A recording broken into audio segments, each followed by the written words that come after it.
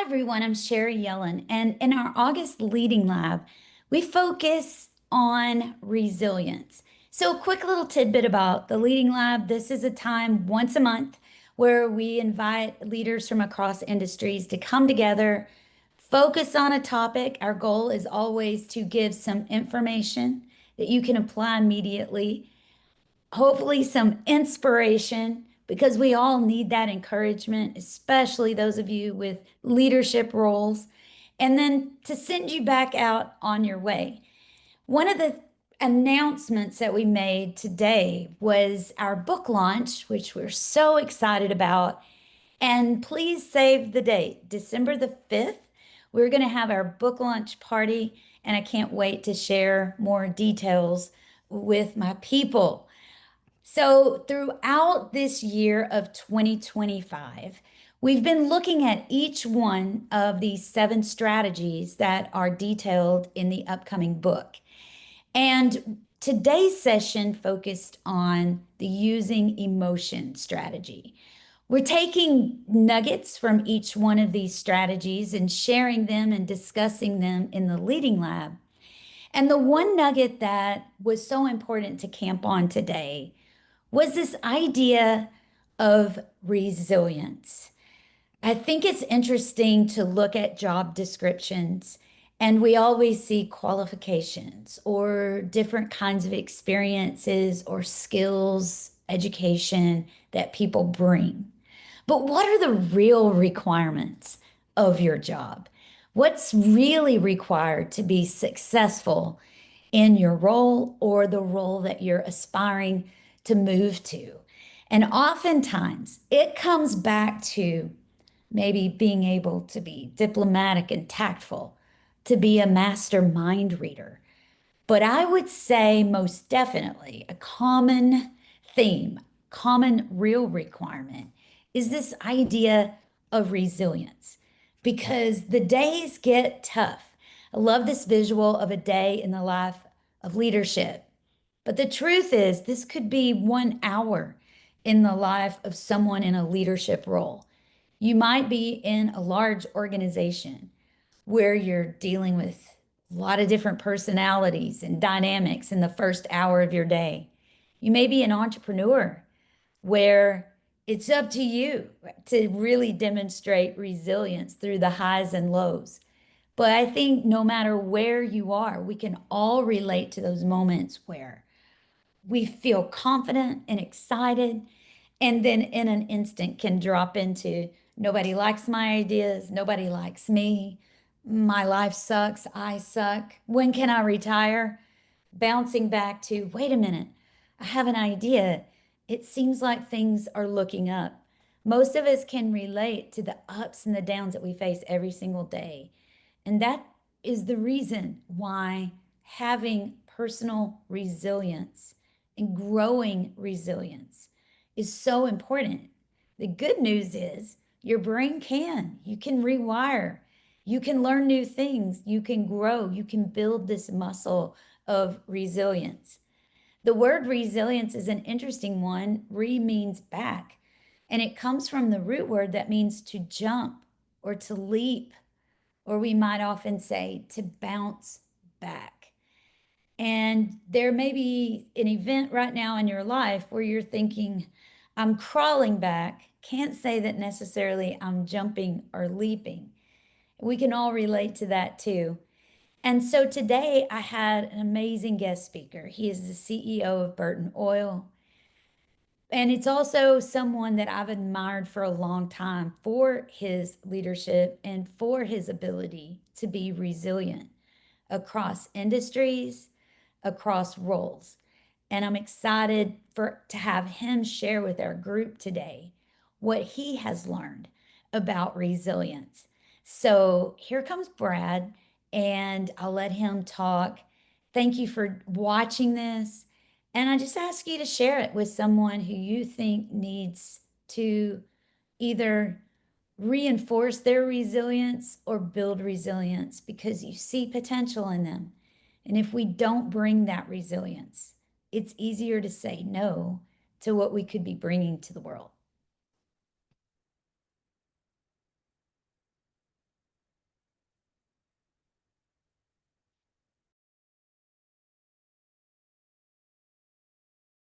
makes me secure, Sorry. secure, regardless of the situation that I'm in, right? Another thing about that is that it gives me a sense of purpose. Every major religion has some element of serving others and helping others grow. So I think those are two key pieces that really have been part of resilience is I seek out what is my identity. I know that's not going to change over time, no matter what situation I'm in and how pressure packed it may be. And that really articulates as resilience. The other piece for me that was a really big learning specific to resilience is a growth mindset. Carol Dweck's work relative to a growth mindset. And when you realize that, life's just this journey, this constant journey of learning and growth, and you don't succeed or fail, you succeed or you learn and grow. And if you truly believe that, and if you see that, then you ought to be running to those situations that make you feel uncomfortable, because that's really the place where the growth's going to occur most readily. So those are a couple things for me. Again, who I am, what my identity is, how I think about myself, in a broader context of my life. I'm here. I'm secure. To your point about brain science, that's what sets my mind at ease. No matter what situation I'm in, there's a God out there who loves me, and that's not going to change. Right. So that's very comforting, and it helps me to reset on psychological safety and giving me confidence to simply move forward. Combining that with the growth mindset that it's always about continuous learning. So, what have been some of the lessons, or I guess one thing I mentioned, you've been in a lot of different industries, Yeah. maybe not a lot, but several different industries, but very distinctly different Mhm. industries. What have been some of your takeaways that we could learn from that experience? Yeah. I think if I look back, before I even was in school, I was an EMT in a former life. One thing I took out of that relates to resilience is, you have these salient quotes that just stick with you for the rest of your life. I remember one day I was in training for that EMT role, and an experienced teacher said, "Look, when we pull up to an accident in the ambulance and you're looking out that back window, no matter how horrific it is, no matter how much pain or destruction you see, make sure that before you open that door, you're not going to become part of the problem, no matter how bad it is." And I think that's a key part in resilience, whether we think about it for ourselves or for the people that we're working with. Is look, stuff happens, right? Life's hard. I want to make sure that when I engage in that situation or in that team, that I'm not going to become part of the issue that then needs to be solved. So that's one from a very different place, right? Medical field, emergency medicine. Um, then going into that engineering environment in a electronics manufacturing, a key piece there was in terms of leadership, what I said before, it's not about me and what I know. We all grow up in this academic environment where it's all about what you know. That's how you perform is what you know. You demonstrate it on tests and quizzes and in research labs. But out in the professional world, it's very different. It's not about what you know. Sure, I actually was at an event last night where a guy used a quote that I'll use now. He said, "Competence gets you in the door, but character keeps you there." And I thought that was so salient. So good. Um, Yeah. your competence and your education and your knowledge is your foundation. It's what qualifies you for things, but it's not what keeps you there, and it's not necessarily what makes you successful. Ultimately, in a leadership journey, you find yourself in a place where you realize you can't do it all. It's not a me show. It's how do I build others around me and grow them so that we can succeed as a team. So I think that's a big part of resilience too, is it's not about me. It's about what can we collectively accomplish together. So learn that. That was a hard learning in an engineering environment because there is a lot that's about what you know. And I got feedback that was hurtful, but it was right. And it changed my point of view that I really needed to grow in my emotional intelligence, not just my intellect. Um, If I think forward, then I spent a fair amount of time at Microsoft. I'm not a computer science guy by any stretch, surrounded by some of the smartest people I've ever worked with, and they were everywhere, all around me. So again, pointed out to me, it's not about me.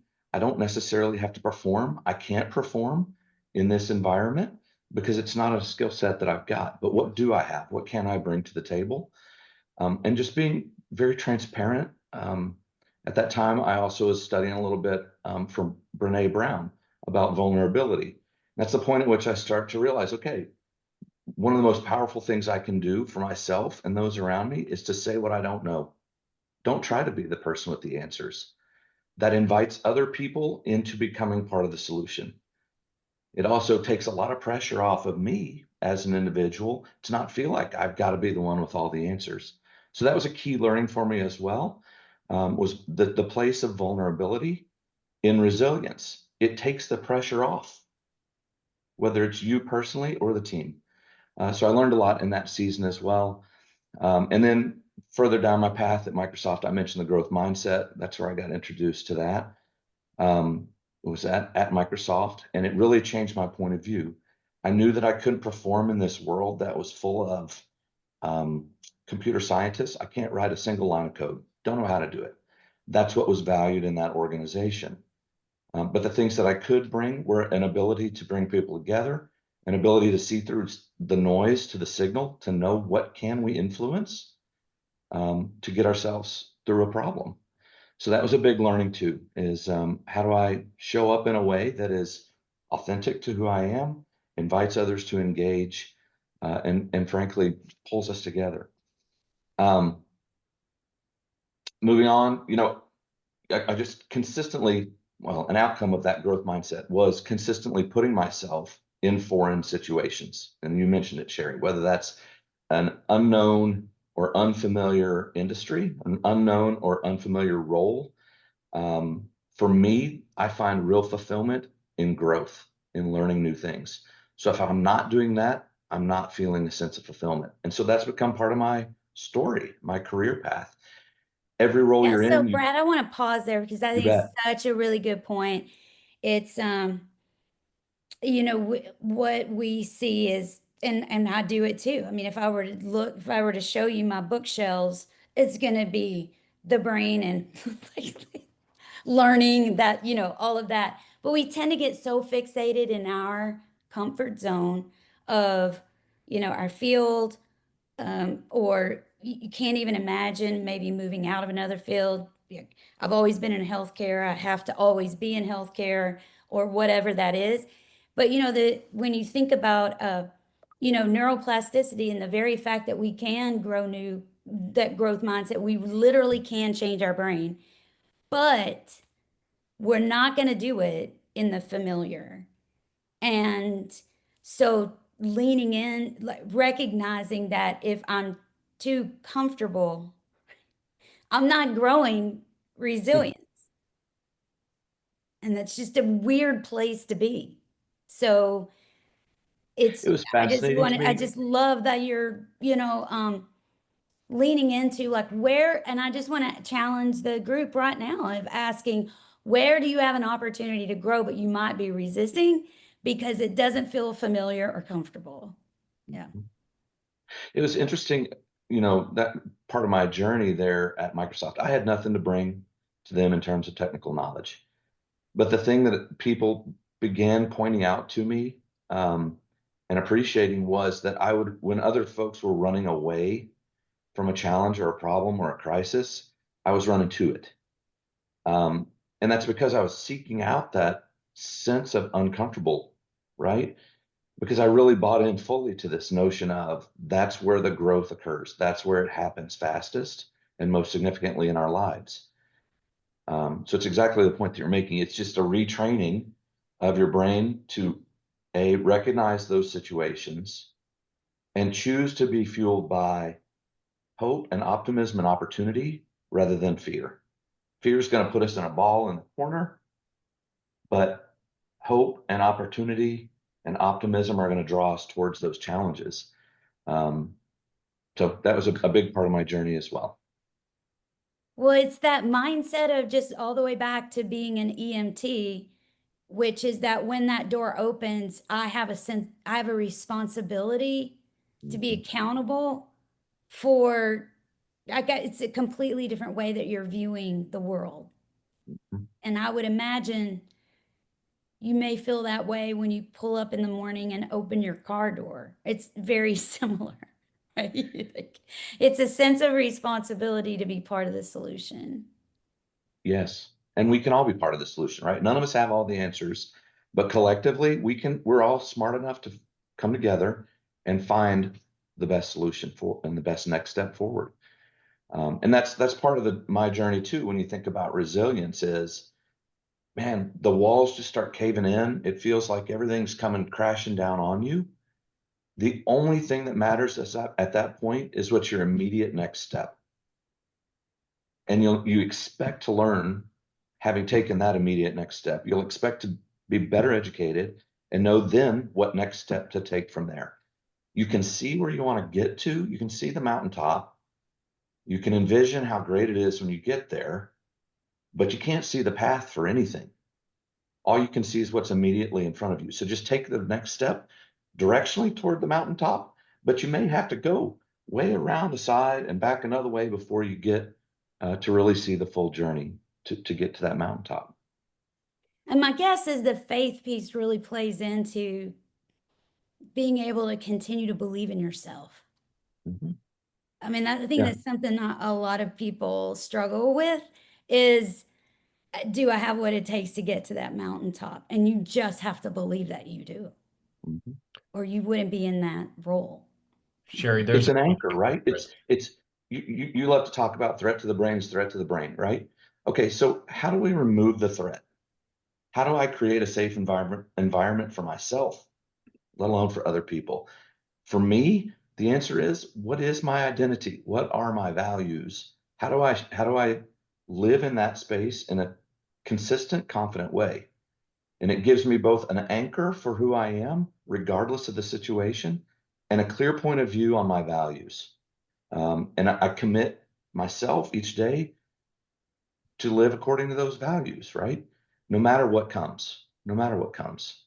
So, and there's a lot of, I find there's a lot of strength in knowing that, look, there's a God out there who knows me and loves me and wants the best for me. And also confidence that I'm enough as I am. He's uniquely made me and put me in a position that is enough. And the world's going to tell us that we're not, right? Stuff happens all around us all the time. But that rooting of my identity there makes it okay. It's like, yeah, another thing about resilience Good. related to this point, time minimizes magnitude. Like every experience we have, no matter how bad it is, really tragic situations, separate yourself 5 years from it, and it seems much smaller than it does when you're in the middle of it. So I try and maintain that context too of, okay, what's this going to look like 5, 10 years from now? When I'm on a call with Sherry Yellin and she asks me, what did you learn from that experience? What's my answer going to be? So that even in the middle of it, I'm trying to sort out, what am I going to learn from this? What am I learning from this? And get out of the feeling of just no control, no ability to influence, and simply feeling overwhelmed. So I want to take that just for a minute into, because then you went into nonprofit. And this is a story that I tell a lot and brag on you guys, but COVID hits, and so he's in a nonprofit where they rely on volunteers. So it's almost like overnight, the spotlight is on them because they feed North Texas, and the need has increased. I, I can't even imagine how much it increased. I do know you probably hit your 5 year goal overnight. And then they watch all their volunteers walk away. And you're over operations. Like, what did resilience look like in that moment? It was simply, what can we do? Don't get overwhelmed by what we can't control or influence. What can we do right here, right now? What is that immediate next step? For us, it was okay, there's 200 of us that are employees. How do we come together in a way that serves our purpose immediately, right now, like tomorrow? And the answer was we brought everybody together and it galvanized the organization in such a tremendous way. You got people who are fundraisers or truck drivers who are packing boxes of food um, in place of those volunteers. So it was this immediate focus on what can we do? You know, in leading a team, so often you hear from your team, what can't we do? Why can't we do it? I love to flip that question around to, okay, what can we do? What do we have the ability to do that brings a positive influence to whatever the situation is? So that was the first thing we did. The second was step out into an unknown space with confidence, right? At the end of the day, I find myself, I've never written a grant request in my life, writing a grant request to the governor. Ultimately, we had a bunch of 270 National Guard show up. Well, I've never engaged with the National Guard. I've never been in military service. Yet here they come. I had about a day and a half notice on that. What are we going to do with them? It's like, okay, how do we just break this down? It's interesting, you know, one other thing about resilience. When I was at Microsoft, they spent a bunch of money um, going off and kind of philosophizing about what is leadership, what is effective leadership. And they got it down to 3 or 4 basic points. It was a leader is someone who brings simplicity simplicity to complexity, clarity to ambiguity, and engages others, brings energy, generates energy. Ultimately, they added one more, which is delivers results. But those 3 things, they're simple statements, but they provide a lens for looking at any situation that seems completely overwhelming. And that's what happened in that moment when COVID hit. Demand through the roof, volunteers through the floor. Oh my goodness, what are we going to do? Okay. So we just kind of look at life through that lens and try and sort out what's our immediate next step. Wow, that's such a great, and so on Google Trends, I always like to just take a look at things. During COVID, the word resilience, the search using the word resilience went up 300% during COVID. Uh, so can I ask you, like, what is it that you do to get yourself ready for the day so that when you do open that door, you're in a place where you actually can maintain a growth mindset? Like, what are the things that are non-negotiable for you that are Yeah, I most think helpful? there's 2 things. One, I always start my day with gratitude. Um, you know, for me, what does that look like? Okay, I'm a person of faith. It's a quick little prayer, just recognizing the things I have to be thankful for: health, family, relationships, um, all those things. That really starts the day in a way that I don't know about you guys, but most often when I wake up, it's waking up from a stress oriented dream. That happens a lot. And it's like, man, how do I just reset from that? Because that's not a good place to start from. So that's one thing I do. The second is a very intentional decision that look, it's a new day. Like I can't control what's going to happen. Any sense of control that we have is misguided, right? We're more, we can try and influence things, but we really have no control. The one thing we can control is how we react when things occur that we didn't expect. And so I try to reset to that mindset of, okay, it's a conscious decision how I'm going to approach the day. Am I going to let myself get beat down by yesterday, or am I starting fresh? And how can I be a positive influence on the people around me? Those are the 3 things that I really try to center on um, before my feet even hit the floor. Yeah, yeah. So a couple of questions. Um, One of the questions in chat is, What about when your team that you want to build up, right? So you're building this up or other people around you. What about when your team genuinely doesn't have the skills? Number one, don't pretend you do. Like Mhm. there's an authenticity there that says, okay, what do we have that we can bring to solutioning? What do we not have? If the answer is we don't have some key element we need, eyes wide open, like let's go get it. Where can we find that? Where can we get some guidance on that? Don't be afraid to ask for help. Yeah. And again, once you do that and we stop pretending that we've got all the answers, either as an individual or a team, man, the pressure is off so much. It's like, man, how can we just pull together and come up with something? Like people are smart, even outside of their field of study or experience. Like we're all smart people. If you get enough people with enough different perspectives, you're going to find a good answer, even if you don't have a subject matter expert. My question that's coming to my mind is you haven't always been popular. Like, just if you don't mind talking, when have there been times where you had to stand knowing I am going to be wildly unpopular? Yeah. So we talk about learning. I had the privilege of being in a session with Marcus Buckingham once, and He's something that I the took. guy that's behind Clifton Strengths and Yes, Strengths Finders, if you guys not yes, familiar. and I learned a lot through that experience. I think he points to three key things to create a safe environment. It relates directly to your create a safe space or eliminate the threat so that you can move forward. Um, he said it's really about people and building trust. Fundamentally, people are that you engage with are looking for three things. They want to know, well, they want to be seen and heard.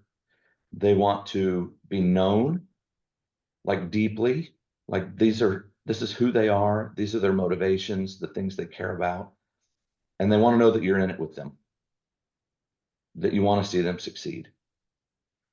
So what I found is in sharing hard messages or hard feedback, if I can frame it in a way that demonstrates, I hear you and I see you, I know you enough to customize what I'm about to say in a way that's going to land, and I want the best for you, you can say almost anything. And yeah, it may not always land in a way that's received in a positive light, but at the end of the day, it's kind of like that Maya Angelou quote, right? People forget what you said, what you did, but they'll never forget how you made them feel. Even if you're delivering a hard message that needs to be heard, if you're doing it from that place of those three things and out of a position of serving them rather than beating them down, they're going to feel that. So, yes, it doesn't always work. I try not to do it as a tactic or a manipulation, right? I truly want, that's part of the tie in again to the faith piece, right? I feel like I'm in the position I'm in to serve the people around me, to help grow and build them. And in turn, they'll do the same with me. And as long as I have that posture and I truly believe and feel that, like I can look myself in the mirror and they're going to feel that. Yeah. It just aligns so well with you saying, I don't have to be in control. I don't have to be right. I don't have to be liked. Like that can be a real barrier to some of us, me being one of them. And then I don't have to be 100% clear on everything, just enough for the next step. Yeah. So I What just, can we do? Yeah. what What can can we we do? do? A Mhm. great question. And I just want to challenge the group. Where are there opportunities right now that you may be resisting, but that's your next level of growth. And to lean into that, building that resilience. we got other people here that are kind of newer in their career. If I could just have like, we got 1 minute left. uh, what would be this advice that you would leave them as they look ahead to all the challenges they're going to face, but how badly our world needs really great leaders? Yeah, for a younger person, I would say if you have not done the deeply introspective thought exercise to really define what is my identity? Who am I? What do I want people to think about me? What's my personal brand? What are my values that support that identity? If you've not done that work, do it. It can fundamentally change how others perceive you, how you live your life, can bring you tremendous resilience.